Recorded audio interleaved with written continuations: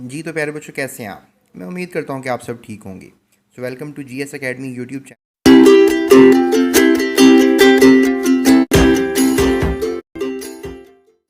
आज हम बात करेंगे क्लास 8 साइंस में चैप्टर नंबर 4 बायोटेक्नोलॉजी की लास्ट साइड पे मौजूद एमसीक्यूज़ के बारे में। तो चलते हैं एमसीक्यूज़ की तरफ।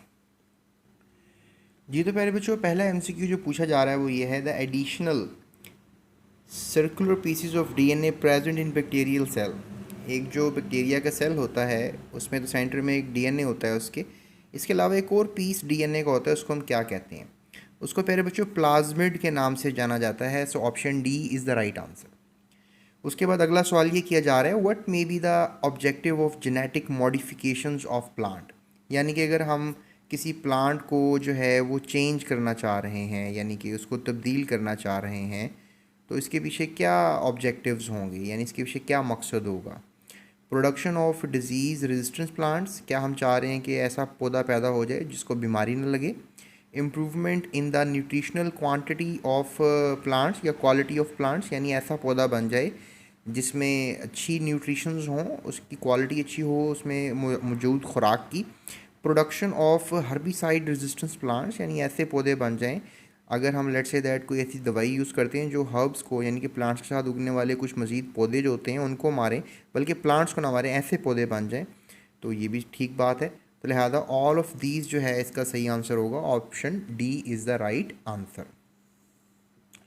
उसके बाद प्यारे बच्चों सवाल किए जा रहे हैं, plasmid and attached foreign gene, यानी एक प्लाज्मिड और उसके साथ एक फॉरेन जीन हमने अटैच कर दी, यानी जो बैक्टीरिया था उसके अंदर डीएनए है, उसमें एक प्लाज्मिड है, उसमें हमने अब एक प्लाज्मिड में चेंज कर दिया है विद आ कलेक्टिवली कॉल्ड। इन दोनों को हम मतलब क्या कहेंगे? यानी प्लाज्मिड में अब तब्दीली हो गई, एक नई जीन उसमें आ गई, एक नया डीएनए का पार्ट उसमें आ गया, तो हम क्या कहेंगे इस चीज़ को?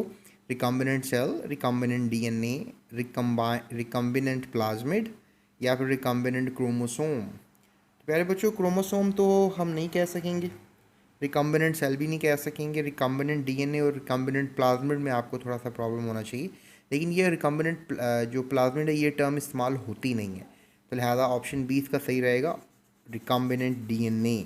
रिकम्बिनेंट का मतलब दोबारा से बनाया गया, तो ये प्लाज्मिड दोबारा से बनाया गया, इसको निकाल कर ना प्लाज्मिड को हम इसमें डीएनए अपनी मर्ज़ी का डाल देते हैं। सो इसमें कह सकते हैं कि अब ये जब डीएनए हमारी मर्ज़ी का इसमें डलेगा तो ये बैक्टीरिया हमारी मर्ज़ी का प्रोटीन बना के देगा, जैसे इंसुलिन वगैरह बनती है। ये हमें याद रहना चाहिए। उसके बाद नेक्स्ट क्वेश्चन किया जा रहा है, the organisms who cells and plasmids are usually use in genetic engineering. ऐसे जानदार जिनकी हम सेल्स को यूज़ करते हैं और प्लाज्मिड्स को यूज़ करते हैं यूजली जेनेटिक इंजीनियरिंग के लिए, वो क्या हो सकते हैं? Bacteria, fungi, algae and viruses. यानी इनमें से कौन से जानदार हैं जिनके सेल्स को या प्लाज्मिड्स को यूज़ करते हैं? तो डेफिनेटली बैक्टीरिया की बात ही हो रही है ऊपर दो एमसीक्यूज़ के अंदर, 3 एमसीक्यूज़ में, तो हम डेफिनेटली बात इसी की करेंगे, बैक्टीरिया की। सो ऑप्शन ए सही रहेगा। एलजे भी प्लांट की तरह के जानदार होते हैं, फोटोसिंथेटिक होते हैं, और जिस तरह उल्ली वगैरह, काई वगैरह आपके घरों में लग जाती है, तो दैट इज़ एलजे। फंजाई आपको पता होगा, खुम्बियाँ वगैरह, मशरूम वगैरह को कहते हैं। वायरसेस छोटे से जानदार होते हैं, जिसमें अभी आपको जब कोविड आया था तो कोविड बेसिकली कोरोना वायरस की वजह से नाम रखा गया, तो कोरोना वायरसेस छोटे से होते हैं, सबसे छोटे जानदार वायरसेस ही होते हैं। तो प्यारे बच्चों, उसके बाद अगला सवाल है जी, sections of DNA serving as codes for developing characters in an organisms are called. यानी कि डीएनए जो है वो सर्व कर रहा है एक कोड्स फॉर डेवलपिंग करैक्टर्स, ये बिल्कुल बात ठीक है, किसी जानदार के अंदर, तो इसको हम क्या कह सकते हैं? ऐसा डीएनए का हिस्सा जो कोड्स फॉर डेवलपिंग करैक्टर्स का काम देता है वो जीन कहलाता है प्यारे बच्चों। लिहाजा जीन्स आप इसको कह सकते हैं, बिकॉज जीन्स ही एक ख़ास करैक्टर डेवलप करवाती हैं। सो न्यूक्लियोटाइड्स, प्रोटीन्स और प्लाज्मिड्स का सही जवाब नहीं होगा। चलते हैं अगले एमसीक्यू की तरफ। जी तो अगला एमसीक्यू किया जा रहा है, which of the following is not biotechnology product. इनमें से कौन सी बायोटेक्नोलॉजी प्रोडक्ट नहीं है? तो इसमें से डेफिनेटली इंसुलिन एक बायोटेक्नोलॉजी, यानी बैक्टीरिया से बायोटेक्नोलॉजी के ज़रिए हासिल की जाने वाली एक प्रोटीन है। सो क्विनिन और बीटा एंडोर्फिन और इंटरफेरॉन, इंटरफेरॉन भी बायोटेक्नोलॉजी से हासिल किया जाता है, बीटा एंडोर्फिन भी। क्विनिन बेसिकली एक केमिकल है जो कि छाल से, क्विना, क्विना एक छाल है, एक दरख्त की छाल होती है, एक बार्क होता है, ये वहाँ से हासिल होती है। तो इसके बारे में आपको क्लास 9 में बताएंगे। तो क्विनिन जो है वो दवाई नहीं है जो कि बायोटेक्नोलॉजी से हासिल की जाती है।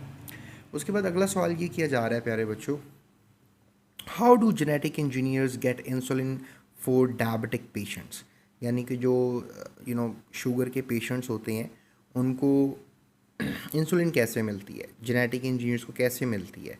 आइसोलेट फ्रॉम ह्यूमन पेंक्रियाज, क्या वो ह्यूमन के जो पित्ता होता है पेंक्रियाज से हासिल करते हैं? The answer is no.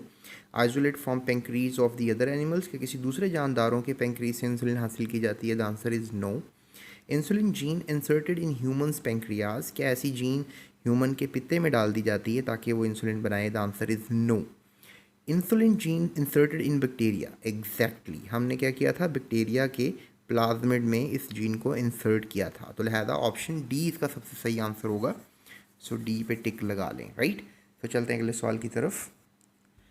अगला सवाल किया जा रहा है, why do genetic engineers use bacteria in genetic engineering, आखिर बैक्टीरिया को ही क्यों यूज़ करते हैं जेनेटिक इंजीनियर्स, कि वो जेनेटिक इंजीनियरिंग कर सकें?